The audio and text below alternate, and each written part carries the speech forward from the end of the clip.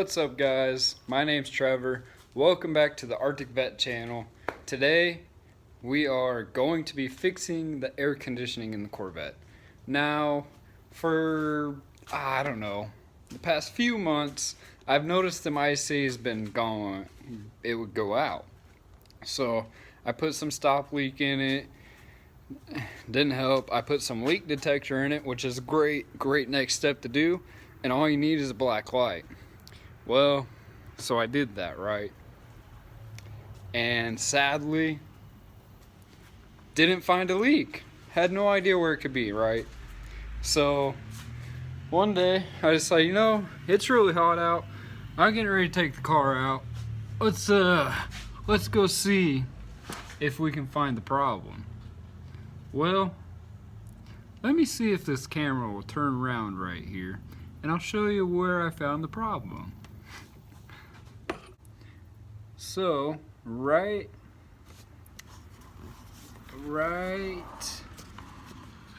here, where my fingertip is at, you can't really see it, there is a hole that's about the size of my fingertip in that line. And so what had happened is I was filling it up, right?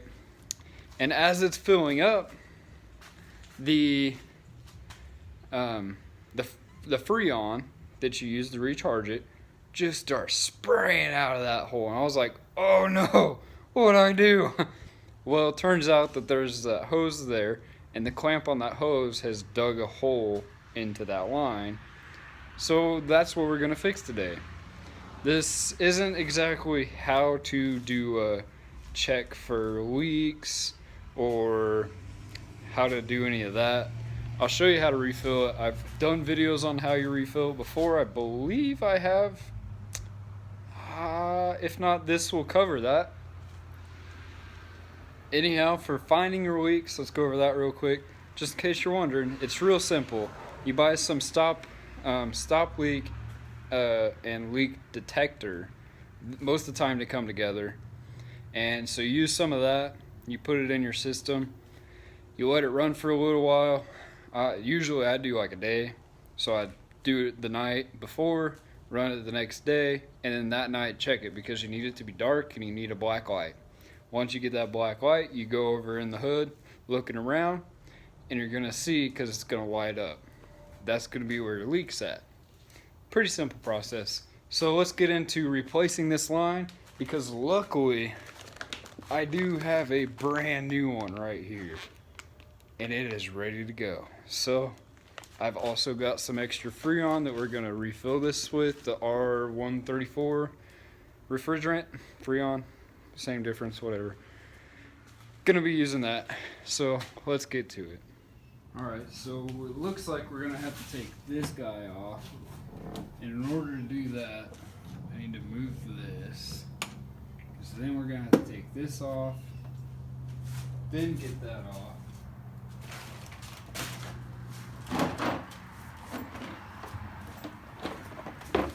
So I got my nice little wrench set out, a little socket set, figure out which kind we need. Not very good at this guessing game, but a lot of stuff is a 10mm. Lucky for us, it's a 10mm. Let's go ahead and get our socket wrench. See if our extension's not big enough, so we'll get another one. So get a little bit bigger of an extension there, and then that gets us right down there on that bolt, nice and easy. Make sure to tighten it before you loosen it.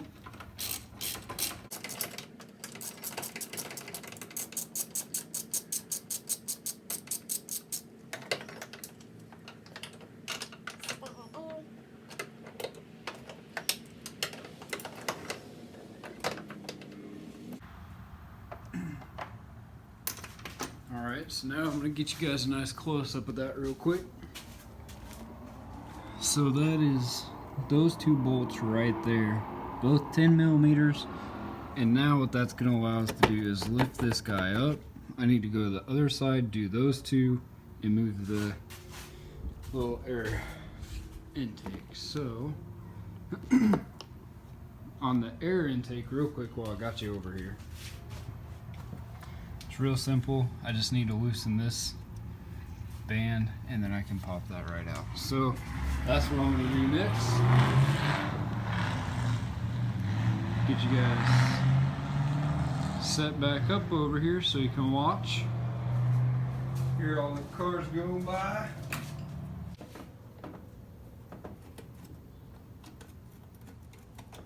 This really doesn't take much to loosen that guy up.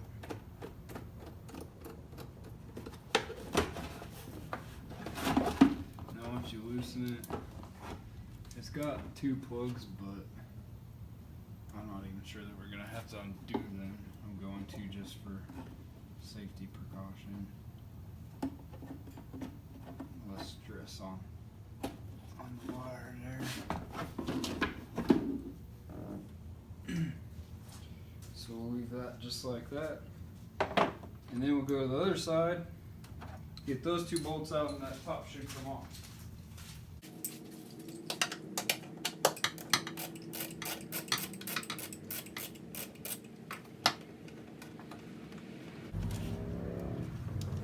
So I'm gonna have to take that out. Just make life easier.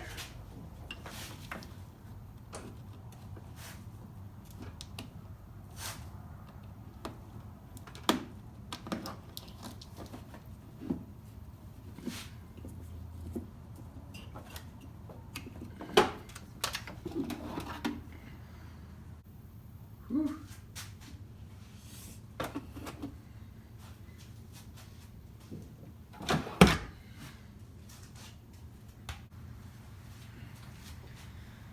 But now that we got that wire out of the way, you just pull that right off. Set that aside. And that gives you access. Pull that a little bit. And you can see how dirty your daily whopper is.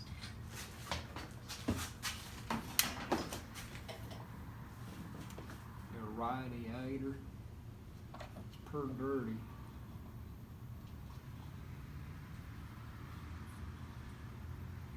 Yeah, it says pretty dirty. There's my missing horsey power. She got a napkin down there. So let's figure out what that line is right there, what size that is. Of course, I'll put my wrench on the other side.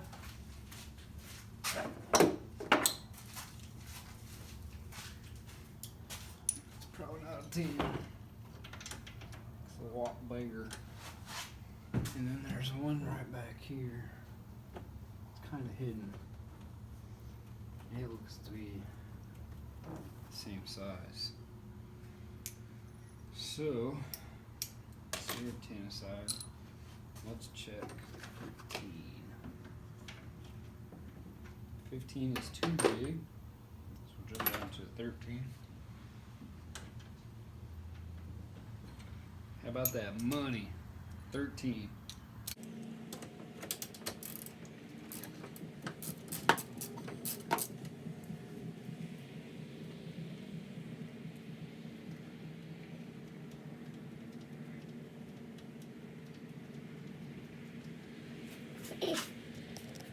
Go ahead and show you guys that. So right under, once you get this cover on here off, you can just pull this back just a little bit and it'll expose this 13mm bolt.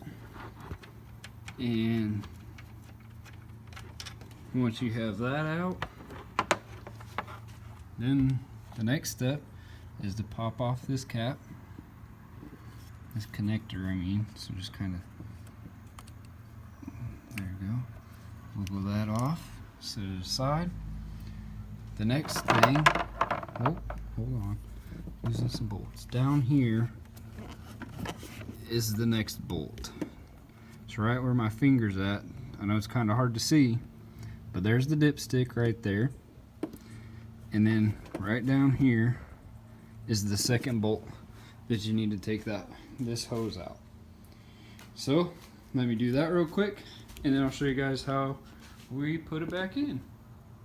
Pretty easy little process here. It's not too bad.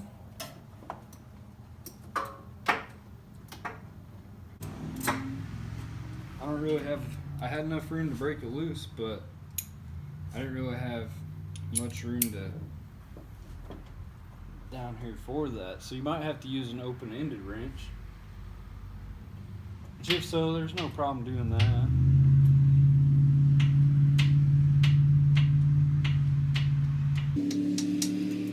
So, now we get that broke free. Once that's out, I got that bolt. And then I believe I can just pull that forward. Just kind of pull that one up and kind of wiggle that one out. So out with the old.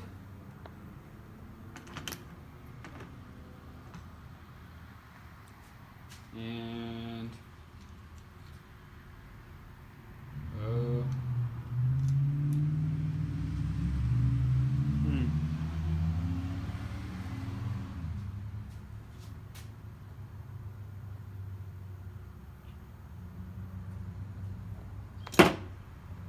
well, this one's a hair too big.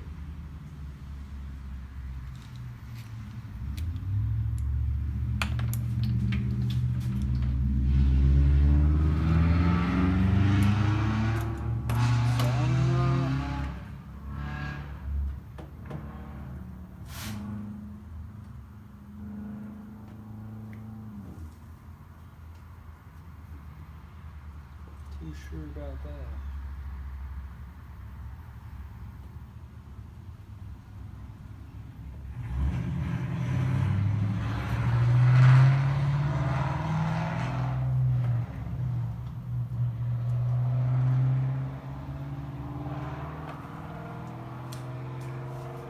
Well, I guess I need to see if I can get the right one. So that's kind of a bummer.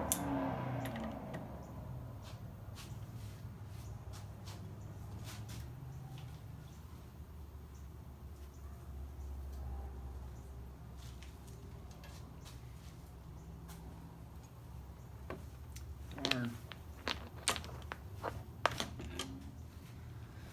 Oh, anyhow, the good news about that is that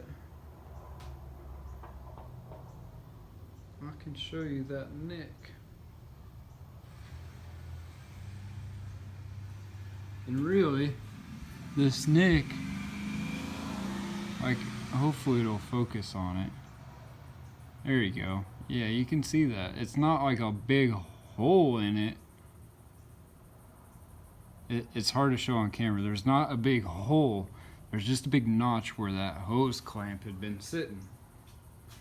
So I ran into this problem where this is my old one and this is the new one, and they do not have the same end because this goes into there.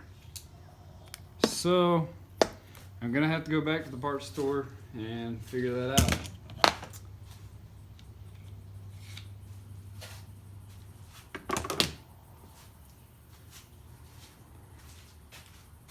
I guess until next time. I guess now you know. I just can't finish this out. So stay tuned for part 2, where I actually install a new one.